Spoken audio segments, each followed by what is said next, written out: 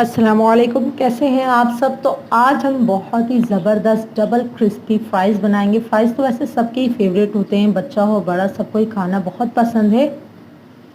तो चलिए बनाना स्टार्ट करते हैं। मैंने ले लिया एक आलू, इसको अच्छे से हम धो लेंगे और फ़्राइज़ की शेप में कट कर लेंगे। उसके बाद हमने क्या करना है कि oil medium to low flame पे जो है ना गर्म कर लेंगे और आलूओं को 10 मिनट तक फ्राई कर लेंगे। फिर हमने क्या करना है कि इन फ़्राइज़ को निकाल देना है एक प्लेट में। उसके बाद हमने दोबारा से जो है ना इसको 10 मिनट बाद ऑयल में डाल देना है और उसके बाद हमने इसे क्रिस्पी होने तक फ्राई करना है। तो बहुत ही ज़बरदस्त और क्रिस्पी फ्राइज़ बन के रेडी हो जाएंगे, बहुत ही मज़ेदार से बनते हैं। फिर हमने क्या करना है कि इसका मसाला तैयार करना है, जिसके लिए मैंने ले लिया एक बाउल। उसमें मैंने डाल दिया काला नमक हस्बे ज़रूरत, चाट मसाला 1 चम्मच, नमक हस्बे ज़रूरत, और इसमें डाल देंगे चिकन पाउडर।